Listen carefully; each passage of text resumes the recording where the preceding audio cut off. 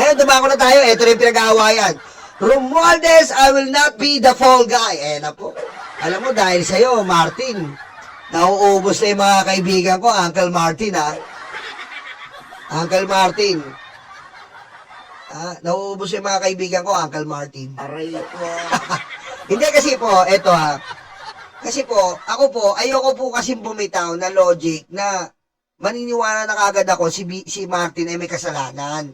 Dahil nga po napunto ko sa Bingkador, parang napaka pangit ng logic ko eh. Sabihin ko may kasalanan to, samantalang si Chis Escudero, samantalang si Joel Islord, samantalang si Jinggoy, samantalang si Mark Villar, na siya mismo ang DPWH. Oh. Di ba? Iyon po yung punto ko kahapon. Ako po, sinasabi ko sa inyo, dito tayo sa katotohanan. Diretso lang natin talakayin to. And in the later part, if we discovered that Martin Romualdez is really involved in the flood control, so be it. In Espanyol, que sera. Que sera. Si Martin will be the evidence we must see. Que sera.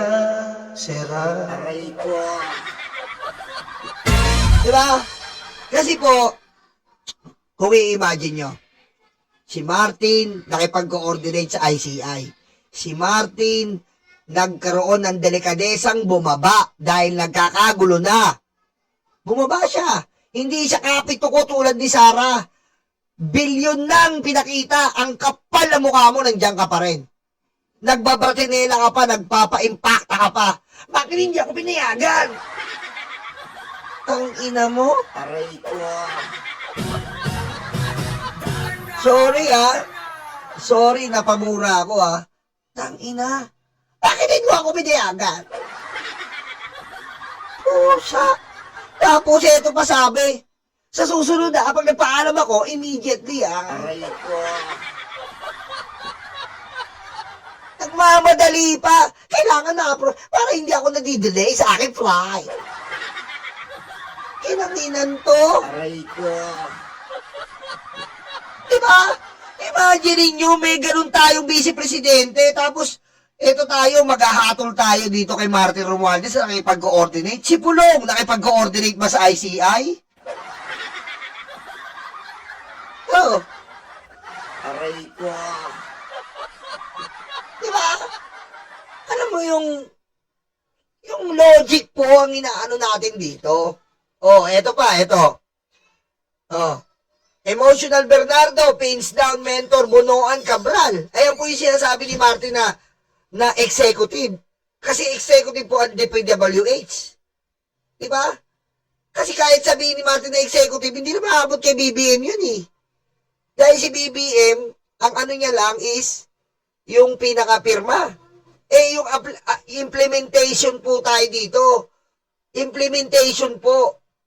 Napirmahan ni BBM yan. Yung implementation naman po, kasabot mo yung mga, kasabot niya yung mga DPWH, kasabot yung kontraktor.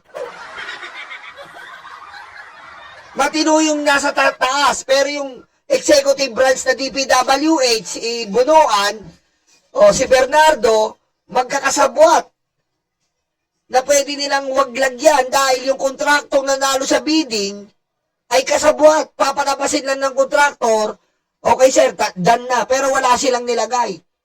Ganun ka basic eh. Diba? Umabot po sa punto tayo na merong executive DPWH na kasabwat, Bunoan, Cabral, Bernardo, umabot din sa punto na kasabwat din po ang kontraktor na hindi po dapat. Diba? Hindi po dapat kasabwat ang kontraktor dahil niro-roll, ano yun? Nilolotaryo yan, rolyo. Niro-rolyo yan sa bidding. Kaso, pati bidding, kinasabwat. Ayan po. Ex-DBWH Chief Benoan, konektado sa family business, sa flood control project, Lacson. Oh, sila po ang umiikot na name. Tapos bandang uli, si Ombudsman, babanatan si Romualdez. Na unang set na pangako niya, 3 senador. Di ba? Kasi dapat po, kung ano yung sabihin natin, hindi tayo jump sa una, hindi pa tapos yung una eh. Wala akong pakialam kung involved tong Romualdez na leche na yan. Diba? Wala tayong pakialam involved yung leche na yan. Pero, Ombudsman naman, please. Tinatawanan na tayo dito. Tinatawanan tayo. Si Cheese ang unahin mo dahil saan ba nagmumula ang budget sa BICAM? Ito muna unahin mo. Dahil sa BICAM, nagkasingitan. Sa BICAM, dumalaw ang Senate President sa Kongreso. Malinaw pa sa malinaw yan sa mga kababayan natin. Diba? Ikulong mo si Cheese Escudero, yan ang unahin. 142 billion. Ha? Di ba? Ano sabi nito? Ombudsman, ubos na kaibigan ninyo, Random News. Yung dalawang magkababayan ang dumali sa budget, yung tiga Bicol. Wala na akong kaibigan, J. Martins, na uubos na. Dahil sa mga yung Romualdez na to. Pero isa lang ang pakiusap ko. Ombudsman, yung 3 pinangako mong, asa na yun, tas tatanong na naman tayo. Hindi ganun eh. Inungkat mo pa kay Joel, umating pa tayo kay Ombudsman Conchita Carpio Morales. Wala rin palang mangyayari. Eh, ano tong investigasyon ang ginagawa nyo? Incomplete. Inuulit ko uli sa mga sarado ang isip yan, hindi ko sinasabing huwag imbestigahan si Romualdez. Yung pattern po saan na maayos. Patalon-talon tayo. Tapos pagtapos ng 3, si Saldi ko naman. Pagtapos si Saldi ko, oh, nawala na sa eksena lahat. Oh, nawala na si Mark Villar. Ang daming nawala sa eksena. Nawala na si Nancy Binay. Si Jinggoy, nakakapag-travel yung iba dyan. Aray ko. Diba? Oh, yun eh. Yun po yung, oh, ano pa ba yung ano natin dito? Oh, eto, bad day for the Duterte, Sara hit by AMLAC report, Rodrigo setback at ICC. Oh, yan. Smoking gap between BP's back info salin. Ibig ko sabihin dito, pinoportray ko po dito, pinoportray ko dito na meron po tayo na mga malalaking issue, Ombudsman. Pero, pupunta tayo dito kay Romualdez dahil iginigiit, parang nakikinig kayo sa mga DDS. Aray ko. Biro nyo, yung 3, biro nyo ha, yung 3 po napakaalaga nun. Bakit? Si Cheese, 142 billion po yun, Ombudsman. 142 billion. Ang inano niyang pork barrel para sa mga senador, legit, may ebidensya. Joel Islord, tinuro ng kontraktor. Legit, may ebidensya. Jinggoy, tinuro ng kontraktor. Legit, may ebidensya. Martin Romualdez, pumunta ng ICI. Wala daw kasalanan. Martin Romualdez, ginisa sa Senado. Hindi na lumutang si Gutesa. Hindi na lumutang yung 2 katulong na sinasabing nasa BF Homes. Hindi na lumutang yung script ni Marcoleta. Script ni Mike Defensor. Tayo naman po dito, naninimbang lang. Naninimbang lang po tayo sa events. Reactor ako eh. Reactionist ako eh. Nire-reactoran ko lang sa araw-araw na nangyayari na ginagawa din dito. Ano na nangyayari?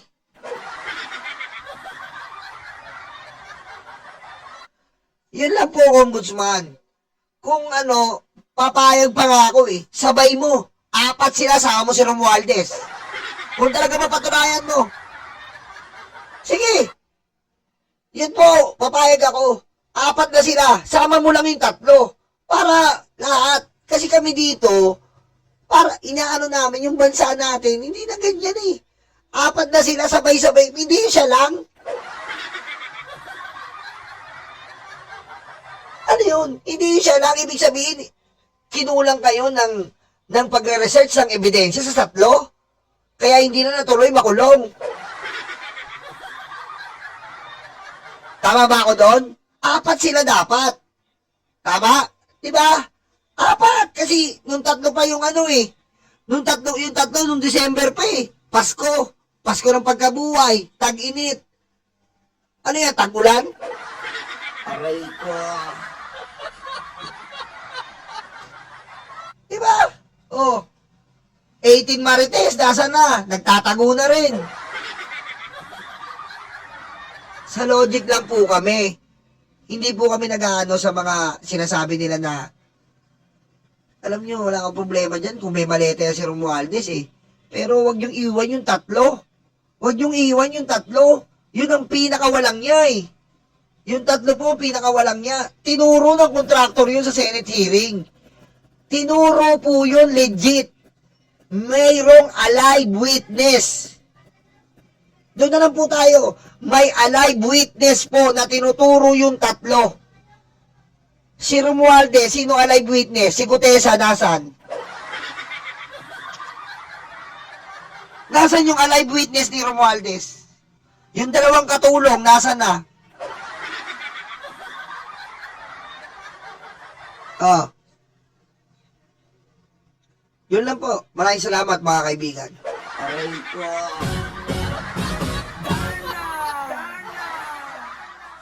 Aray ko. Ah. Diba? Yun lang po. Yun lang po mga kaibigan at mga kareyuma. Yun lang po ang dahilan natin. Okay? Kaya huwag nyo nang kawain yung mga PBBM vlogger. Ano po to? Labanan po to ng kumbaga friendly labanan to ng analogy. Okay? Healthy competition po to. This is a healthy competition within our PBBM vloggers, and so be it. Let it be. And find in trouble. Mother, everybody come to me. Speaking word of wisdom, where we be? And in my arms are darling.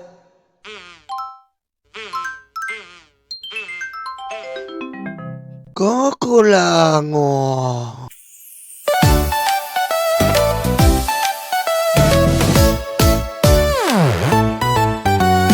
Tanggap, tanggap, loga, yoga, DDS, DDS.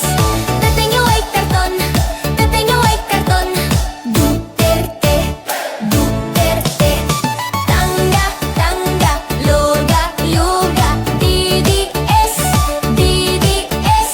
Dating yung ay karton.